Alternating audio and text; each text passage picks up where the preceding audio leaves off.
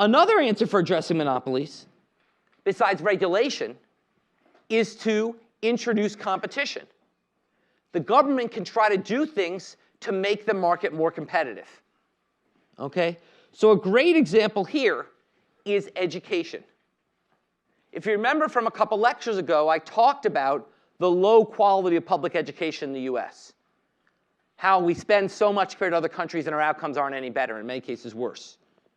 Okay? Many people argue that this is due to the local monopoly that public schools have. That essentially, if you live in Lexington, Massachusetts, where I live, I pay big property taxes, and my kids can go to Lexington schools for free, but nowhere else for free. If I want to send them to somewhere else, I got to pay. If I want to send them to private school, I have to pay. So basically, there's essentially a local monopoly that my town schools have, because they've got a huge cost advantage over anyone else. Basically, I've got to spend 35 grand, okay, to get my kids out of the Lexington schools. That gives Lexington schools a huge cost advantage. Okay? So basically, there's competition in private schools, but it's pretty limited, especially people who aren't wealthy. Now, there's basically, however, what the government's been doing over the past 20 years is making some efforts to make this market more competitive. One type of effort, so sort of making the education market more competitive.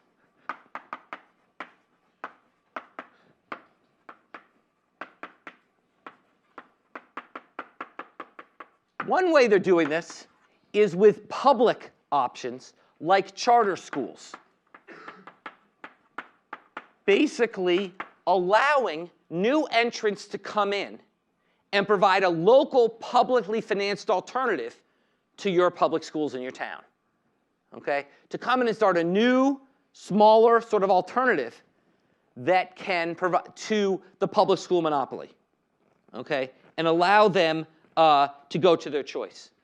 Another way the government can do this is by allowing public school choice.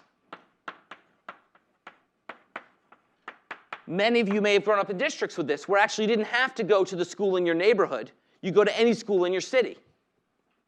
Okay, and there was a lottery, and you entered it, and you applied and tried to go to any. You could try to go to any school in your city. In that way, at least you can set up within city competition. Okay.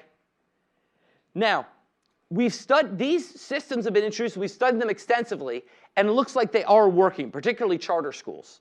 There's a lot of evidence that when charter schools come in, it provides an effective competitive advantage to the traditional model and improves student outcomes at a lower cost. So there's evidence that when charter schools come in, they're improving student outcomes at a lower cost, especially for disadvantaged students who haven't been served well by the public school system. But the effects are not enormous. They're real. They're probably worth doing, but they're not enormous. That's why many people have argued that we should move more radically to what's called a voucher system, which would basically say Lexington would no longer say, John, your kid can go to public schools for free, but you have to pay to go to private schools. Or your kid can go to charter school for free, but you have to pay to go to private schools. Lexington would send me a voucher at the beginning of the year. It would say, this entitles the holder to a free Lexington public education or $10,000, which is what Lexington public education costs, to the school of your choice. So essentially, instead of providing me a free $10,000 education, which Lexington does, they would literally say, here's $10,000. You can cash it in for free education in Lexington, in which case nothing's changed from before, or you can use this to offset the cost of going somewhere else.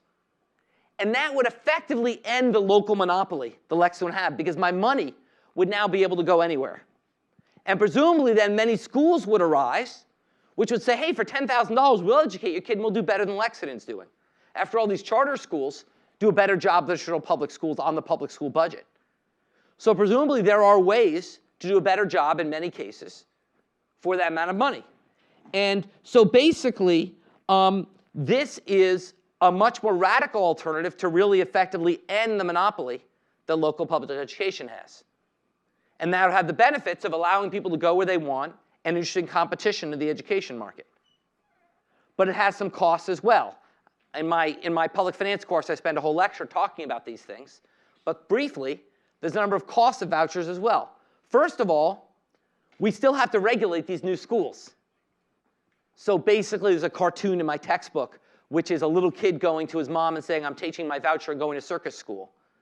That basically, what if schools just set up and say, we're the football school, we're the circus school? That would undo the whole reason we have public education in the US, which is to broadly train our electorate broadly train our citizens in a set of basic educational goals. We have other issues, such as the fact that these vouchers mean that we would be basically saying to anyone, no matter how rich, here's $10,000 to a private school. So I already send my kids to private school because I'm pretty well off. Lexington would say, hey, John, you're already doing it. Here's $10,000 off something you were doing anyway. It's just a gift to the rich. That doesn't sound like such good public policy for towns to do either. So there's some trade-offs here. And it's a really vigorous and interesting debate. And if you're interested in it, I urge you to go learn more about it, because I don't have time to spend more time on it here. But the point is, it's a tool the government could use to try to introduce competition into this otherwise monopoly market. Okay? Questions about that? Okay.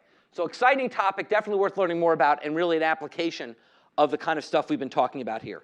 But the bottom line is, on topic 2, which is sort of addressing monopoly, the government can come in and either sort of do price regulation or some kind of ways of introducing competition. But the government has ways of combating the fact that monopolies arise naturally.